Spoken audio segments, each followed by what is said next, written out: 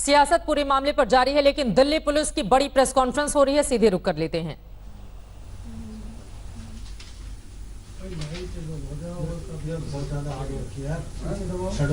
ज्यादा लाइट कर दिया।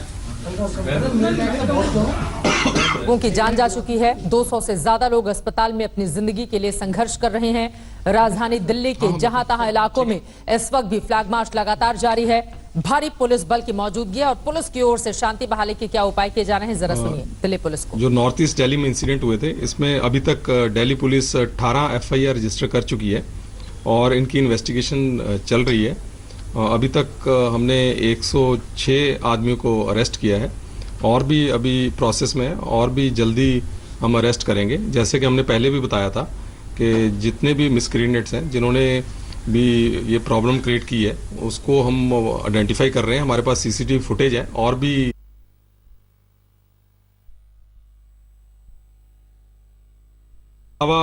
आज मैं ये बताना चाहूँगा कि हमने सफिशिएंट फोर्स एरिया में डिप्लॉय की थी और एडिशनल पैरामिलिट्री की कंपनीज भी डिप्लॉय की गई थी। सीनियर ऑफिसर्स भी वहाँ थे। सीनियर ऑफिसर्स भी मॉनिटर कर रहे थे, क्लोजली मॉनिटर कर रहे थे। अलग अलग एरियाज में हमने सीनियर ऑफिसर्स खुद जो है वो PCR कॉल्स को मॉनिटर कर रहे थे। इसी के मद्देनज़र आज कोई भी अनटुवर्ड इंसिडेंट नहीं हुआ। जैसे कि आपने देखा है, जो PCR कॉल्स भी आ रही है उसको भी बिल्कुल क्लोजली मॉनिटर किया जा रहा है और आज जो कॉल्स हैं, PCR कॉल्स हैं, वो भी काफ़ी कम आई हैं। रूट मार्चेस किए गए हैं, सीनियर ऑफिसर्स द्वारा रूट मार्चेस किए गए हैं। ड्रोन का इस्तेमाल किया गया है। एक्सटेंसिव हमने जो ड्रोन्स की है उसके माध्यम से भी सर्विलेंस की है। जो एक प्रॉब्लम आई थी, पुलिस को फेस करनी पड़ी थी कि जो छतों से पत्थर वगैरह फेंके गए थे, जिससे काफ़ी स्टाफ को चोटें भी आई थी, उसको आज ड्रोन से हमने छतों को चेक किया है और वहाँ से रिमूव भी किया गया है। और जिस जिस जगह पे ऐसे पत्थर वगैरह पाए गए हैं उस पर भी हम लीगल कार्रवाई करेंगे। इसके अलावा मैं और कहना चाहूँगा कि हमारा जो 112 नंबर है, इस पे भी हम आम पब्लिक को अपील करेंगे कि वो हमें कोई भी इंफॉर्मेशन भी शेयर कर सकता है। कोई भी अगर किसी को कोई प्रॉब्लम है वो बता सकता है। इसके अलावा 2 नंबर नॉर्थ ईस्ट डिस्ट्रिक्ट के हम और आपसे आपके माध्यम से पब्लिक से शेयर करना चाहेंगे। ये 2 नंबर हैं 22829334। मैं दोबारा रिपीट करूंगा ये नंबर 22829334। और इसके साथ एक नंबर और मैं आपसे शेयर करना आपके माध्यम से पब्लिक से शेयर करना चाहूंगा 22829335। मैं दोबारा रिपीट करूंगा 22829335। ये 2 नंबर नंबर गलत है, नहीं, 22829334 4 और लास्ट में 5, जो लास्ट नंबर है। और दूसरा नंबर है 22829335। हाँ, ये 2 नंबर है। हम अभी प्रेस रिलीज में भी ये नंबर आपसे शेयर करेंगे और इससे हम फिर लोगों को यही अपील करना चाहेंगे कि अगर मान लीजिए उनको 112 में प्रॉब्लम आती है, जहां वहां थोड़ा टाइम लगता है, तो इन 2 नंबर्स पे भी आप कोई भी प्रॉब्लम आप बता सकते हैं। अगर कहीं भी आपको किसी असिस्टेंस की जरूरत है, किसी हेल्प की जरूरत है, वो आप बता सकते हैं। कोई भी अगर आपके पास इंफॉर्मेशन है वो आप शेयर कर सकते हैं। ये हम नंबर मैन करेंगे। इसके अलावा मैं फिर पब्लिक को आपके माध्यम से अपील करना चाहूंगा कि रूमर्स पे बिल्कुल ना जाएं। सिचुएशन दिल्ली पुलिस ने पूरी कंट्रोल की हुई है, सिचुएशन अंडर कंट्रोल है।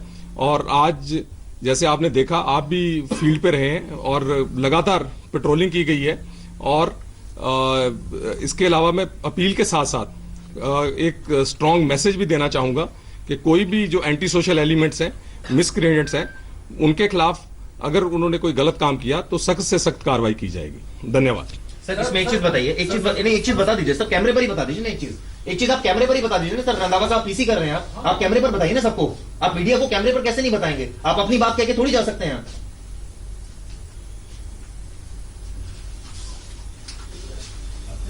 हमारे संवाददाता सवाल पूछने की कोशिश कर रहे थे MS रंधावा, जो कि प्रवक्ता दिल्ली पुलिस के। उनकी ओर से मीडिया के किसी सवाल का जवाब तो नहीं दिया गया, लेकिन हाँ, जो बड़ी बात कही गई है वो ये है कि दरअसल अभी स्थिति नियंत्रण में है। बड़ी खबर इस वक्त यही है, नॉर्थ ईस्ट दिल्ली में आज कोई अप्रिय घटना नहीं हुई। वहीं लोगों को अगर कोई बात पुलिस तक पहुंचानी है तो वो इन नंबरों पर, जो आज तक आपको दिखा रहा है दिल्ली पुलिस की ओर से जो नंबर जारी किए गए हैं, इन नंबरों पर कॉल करके आप जानकारी दे सकते हैं। किसी भी तरह की कोई अफवाह पर ध्यान ना दें, यह भी कहा है दिल्ली पुलिस ने। अफवाहों पर ध्यान देने की जरूरत नहीं है। और सबसे बड़ी खबर कि दिल्ली में हालात काबू में है। दिल्ली पुलिस के प्रवक्ता एमएस रंधावा की ओर से यह बड़ी जानकारी दी गई है। अभी तक 18 एफआईआर दर्ज हुए हैं, जबकि 106 लोगों की गिरफ्तारी हुई है। इस पूरे मामले पर 106 लोग गिरफ्तार किए गए हैं। चिराग गोठिया हमारे संवाददाता, जिन्होंने सवाल पूछने की कोशिश तो की लेकिन उसका जवाब मिला नहीं, एमएस रंधावा वहां से चले गए। वो सवाल भी बताइए चिराग, और साथ ही दिल्ली पुलिस की इस प्रेस कॉन्फ्रेंस में ये बड़ी बात निकलकर सामने आई है और अच्छी खबर भी है कि कम से कम दिल्ली में स्थिति इस वक्त नियंत्रण में है।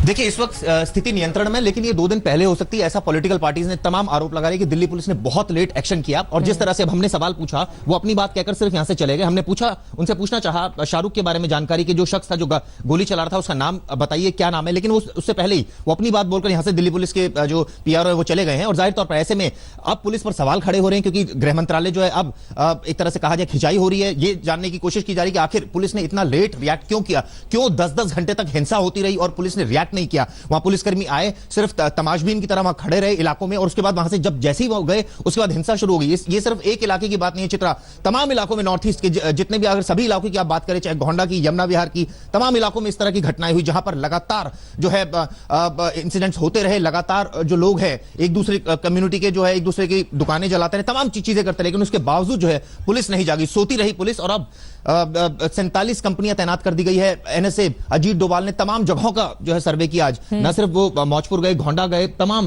यमुना विहार से होते हुए ब्रह्मपुरी, तमाम जगहों पर गए। अब जो है वो अमन शांति की अपील की जा रही है। लेकिन 2 दिन तक पुलिस क्या कर रही थी, जब दिल्ली पूरी तरह से जल रही थी, लगातार इंसिडेंट्स हो रहे थे, लगातार जो है ये कहा जाए कि कॉल्स आ रही थी, 22 से ज्यादा इसमें अभी तक फिगर आ गई है, 22 लोगों की मौत हो चुकी है। तो ऐसे में 100 से ज्यादा लोग घायल हो गए। अंदाजा लगाइए, पूरी दिल्ली जल रही थी उस समय जब ये हालात थे, जब डोनाल्ड ट्रंप यहां पर मौजूद थे। लेकिन पुलिस जो है वो सोती रही, और यही वजह रही कि जो उपद्रवी थे वो इस तरह की घटनाओं को अंजाम देते रहे। और अभी भी काफी सेंसिटिव है मामला, मैं खुद कई इलाकों से घूमकर आया हूं। अभी भी जो है ये पुलिस जरूर कह रही है कि अभी इंसिडेंट नहीं हुआ, लेकिन क्या आगे नहीं होगा, या ये कोई गारंटी इस बात की नहीं है, क्योंकि अभी भी वहां पर पैरामिलिट्री फोर्सेस के जवान तैनात है, एसएसबी तैनात है, आरएफ तैनात है। लेकिन अभी भी ये कहा जा सकता है कि वहां पर जो माहौल है ठीक नहीं है।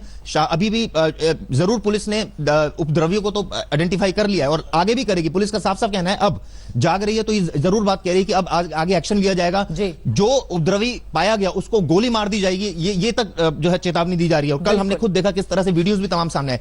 लेकिन अभी तक जो सवाल खड़े हुए हैं पुलिस पर, जवाब देने पड़ेंगे कि आखिर 2 दिन तक क्यों पुलिस सोती रही, क्यों दिल्ली पुलिस ने एक्ट नहीं किया और एक तरह से दिल्ली को जलने दिया गया। जी, महत्वपूर्ण बातें आपकी ओर से कही गई हैं और ये जिम्मेदारी, जवाबदेही भी दिल्ली पुलिस की बनती है कि जब दिल्ली जल रही थी उस वक्त दिल्ली पुलिस की ओर से उस तरह का एक्शन क्यों नहीं लिया गया, क्योंकि 22 लोगों की जान जाना, वो भी राजधानी दिल्ली में, अपने आप में बेहद दुखद और बेहद दुर्भाग्यपूर्ण। हमारे दर्शकों तक कम से कम वो सवाल पहुंचाइए। और जाहिर तौर पर अब आपके माध्यम से दिल्ली पुलिस से हम सवाल ये पूछ ही लेते हैं जिसका जवाब आगे मिलने की उम्मीद की जा सकती है। कौन सा सवाल चिराग आपके मन में था जो आप एमएस रंधावा से पूछना चाह रहे थे?